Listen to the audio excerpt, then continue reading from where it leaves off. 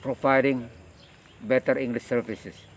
So we like to accommodate English teachers, retired docent teachers to stay with us, and then we offer Indonesian and English language at the same time. That's a bigger idea.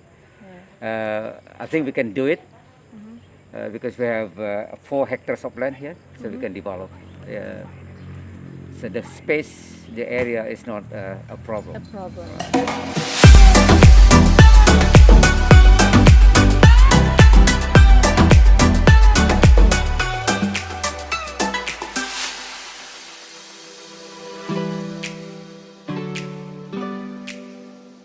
Well, hello Capstronaut, welcome back in our chit chat with Mary Rahayu. And this is very special episode because we are in our team going to Singkawang in the first time, and we are talking with very special guest, Dr. Arya Jalil. Well, hello sir, it's really pleasure to meet you in here. Hi.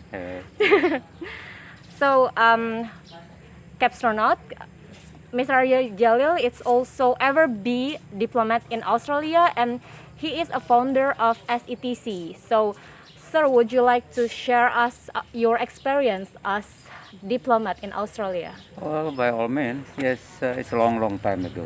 Yeah. Oh, which year is that? It was in 1996. 1996. Yeah, I was posted in the Indonesian embassy to Australia as the education and cultural attaché. Yeah, my main job is to strengthen the relationship between Indonesia and Australia in the field of education. As you know, Australia is very active in promoting its education, and Australia is very open to any student from overseas. During my time, there were at least 100,000 students from various countries, including various Indonesia, right? Ah. Yeah. So, well, this is my main job as the education and cultural attaché. So I introduce Indonesian language at school level. So, in Indonesian language is very popular in Australia. It's only the second after Japanese language. Yeah.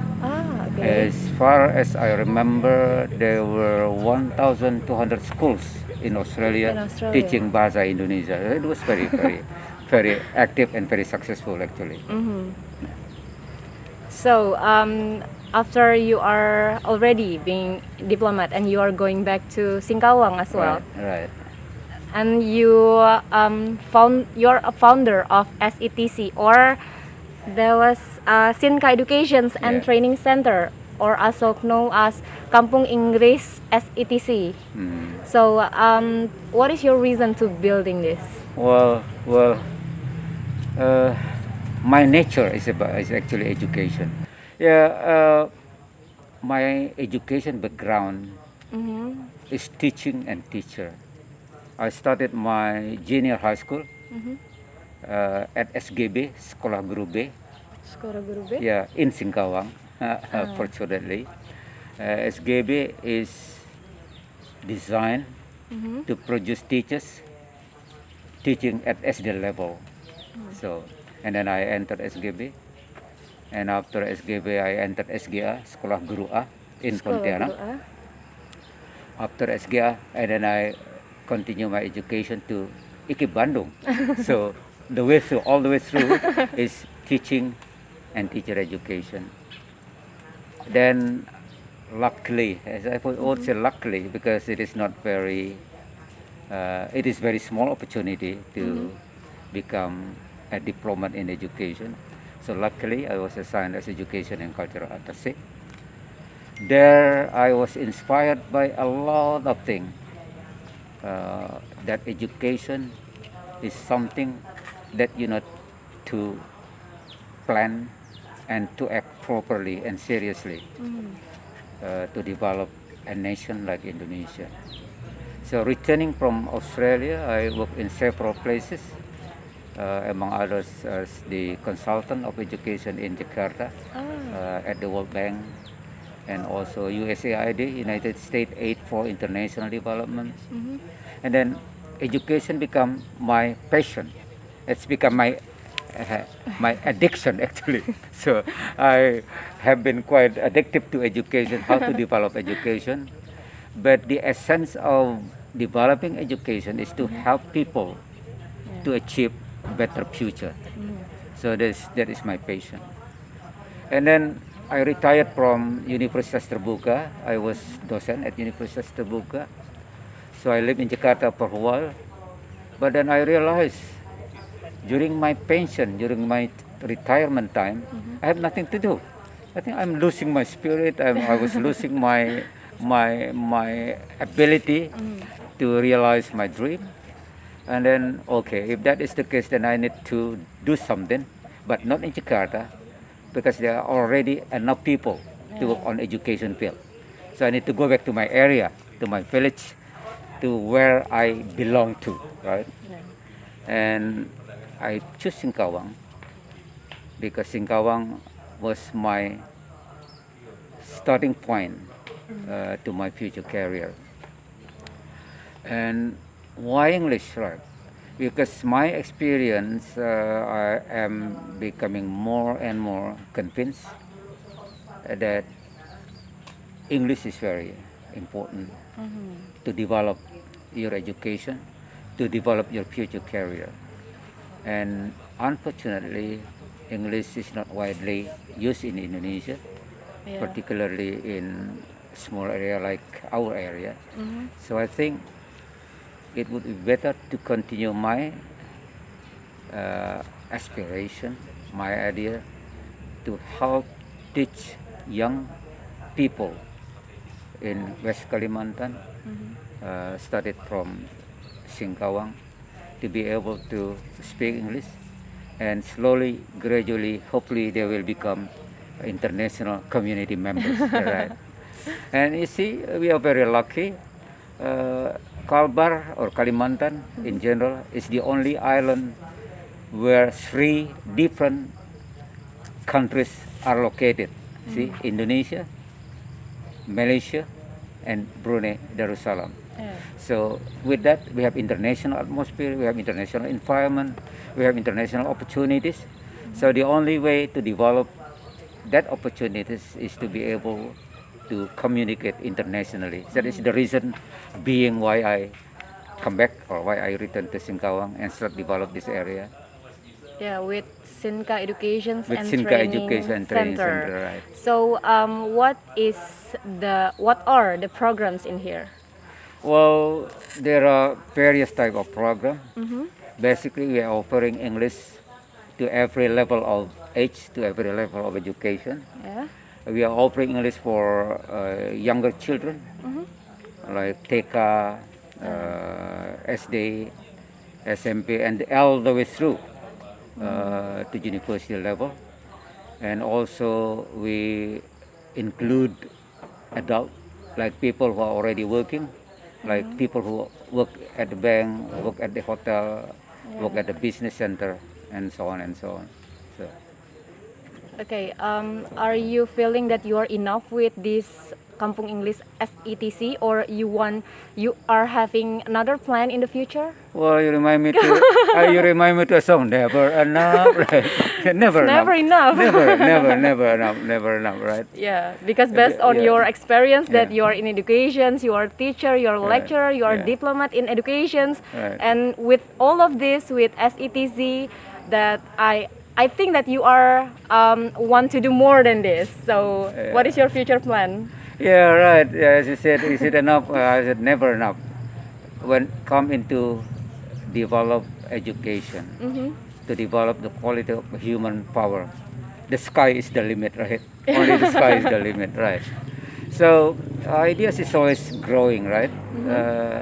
It's lucky for me that I know Pak Nur Iskandar, a man with fertile ideas. So we are interacting very productively, and from that point the ideas is growing and growing. See, I think it is the right time now to not only to develop English as it is, but also to develop English, develop other areas. We like to go not only locally, not only nationally. There's an idea to also to act, to do something internationally. There are a lot of ideas. One of the ideas is to offer Indonesian language to foreigners. Ah, I Yeah. see. And their interest in Indonesian language is growing very rapidly at the moment. Take for instance, Australia, the close neighbor. There are 12 universities offering Indonesian program. Of course, many of them are interested in not only learning in Australia, but also they like to widen their opportunity, to widen their view, to study Indonesian language at the right place. Yeah, the direct place like us. So there's a potential one. And there are some others, of course.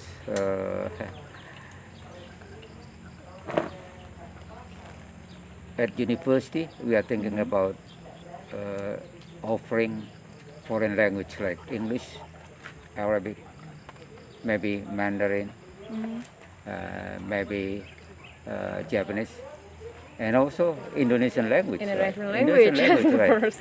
And my estimation or my prediction, maybe Indonesian language is more in demand because because if you are offering English, there are many institutions in Indonesia, in Pontianak, in elsewhere, offering English language as the skill, right? But there are still few of the institutions offering Indonesian to overseas students. Yeah. That is the plan. Yeah, and there is a bigger plan.